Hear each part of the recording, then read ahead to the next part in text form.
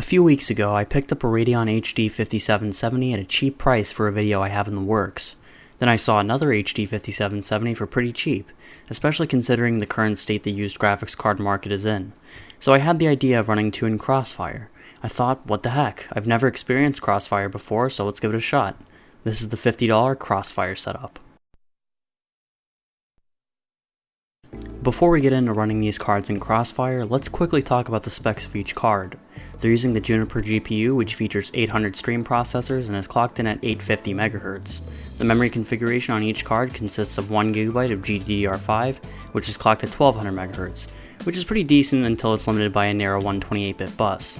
They each consume 108 watts of power, which for its performance is not exceptional, but any 500 watt or so power supply should keep two of these cards fed. With these specs, the card is exactly half the HD 5870 except for the VRAM amount, which is the same on both cards. Keep in mind the HD 5870 does have a faster 256-bit bus though. Anyhow, on paper, two cards should bring us up to spec with the HD 5870, but it's a little more complicated than that because scaling is such a major factor with CrossFire. There are some games that will see the same or worse performance than a single card, so that's something you'll need to watch out for. With specs out of the way, I'll quickly sum up the history of this card. The HD 5770 was ATI's mid-range offering back in 2009, bringing DirectX 11 to the masses with its attractive $160 MSRP. At release, it was beat out by the HD 4870 and the GTX 260 performance-wise. However, over 10 years later, the HD 5770 is aging much better than those two cards, having far more superior DirectX 11 features. And with the HD 4870 not even supporting DirectX 11 and the GTX 260 not having hardware features for it, it's pretty clear that the HD 5770 is a better choice for newer games. Only problem is, a single card is lacking the power to run new games at any decent quality settings, meaning you need to crank things down in order to see playable frame rates. So how would two cards fare? In this video, we're looking to answer that question. Let's also have a look at each card. The first card is an OEM one by Dell, I think, and is using the reference Vapor Chamber cooler, which works great to keep the card nice and cool. Looks wise, I think the card looks great.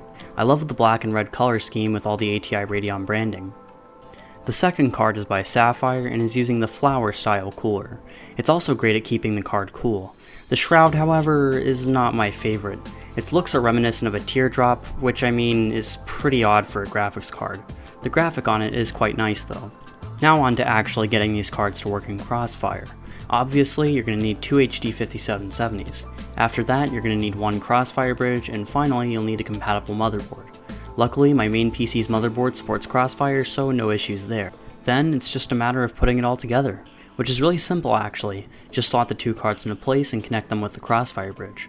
Then download the drivers from AMD's website just as if you had one card and install them like usual. Finally, in Catalyst Control Center, you enable CrossFire and you're done. It was an easier process than I was expecting. Now that everything is set up, we can get on to some benchmarks. I'll throw in a few different results just so we can see how this kind of setup would perform from many different angles. Let's see how this cheap CrossFire setup performs in some games. First up, we have Minecraft running at 1080p with the fancy settings as well as Silder's light vibrant shaders enabled. On a single card, it ran rather sluggish, but an overclock did help it a little bit. However, CrossFire just didn't seem to work with the game at all. With the default settings, the game was only utilizing one card, and trying to enable AFR, like a few quick Google suggested, gave us a black screen on startup.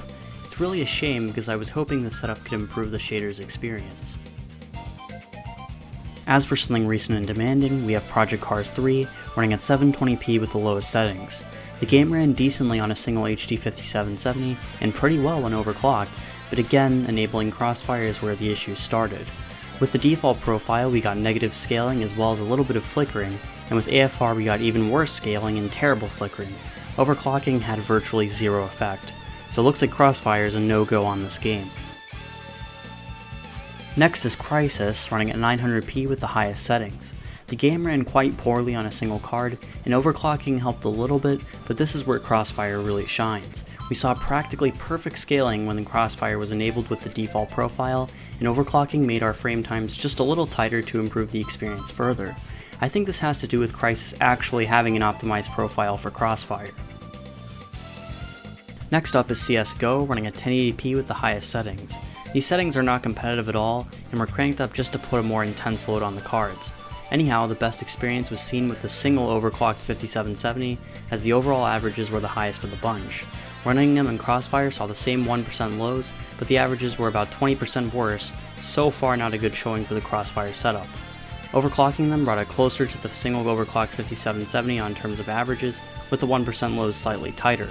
Overall, things scaled a little poorly. The game does have an optimized profile for CrossFire, and I have seen it scale much better on other setups, so I'll chalk this one up to CSGO not really liking this CrossFire setup too much. Finally, we have Tomb Raider running at 1080p with the Ultra settings.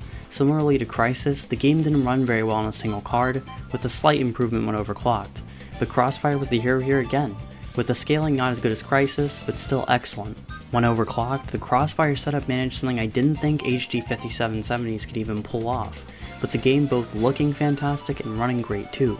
The key to the good scaling this time was enabling exclusive full screen, which when I tried on the games that had scaling issues had zero effect.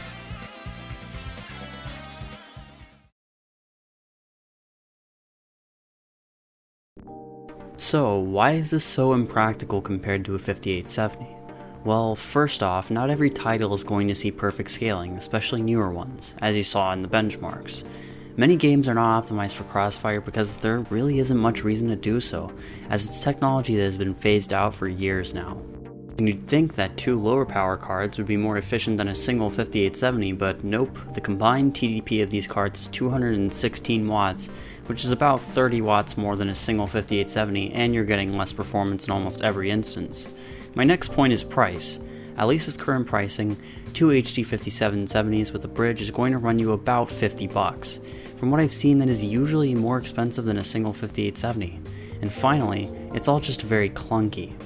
Two full-size cards took up quite a bit of space in my case, not to mention that they also get pretty loud when at full load, which makes the HD 5870's single blower fan look very quiet in comparison. So that brings us to the main question. Do two HD 5770s make a good Crossfire setup on a budget? No, because one HD 5870 will perform better in almost all titles and consume less power, doesn't require a compatible motherboard, won't take up as much space, and is also quieter. In general, it's just a much more elegant solution. So why did I make this video? Well, to be honest, it was just for fun. This was my first experience with Crossfire, and wow, it was really fun to do, even if a lot of the time was spent troubleshooting. I'd definitely like to try something like this sometime in the future with two even faster cards and see how it turns out. Anyway, that'll be it for this video. Thanks for watching. Like, comment, and subscribe, and I'll see you in the next one.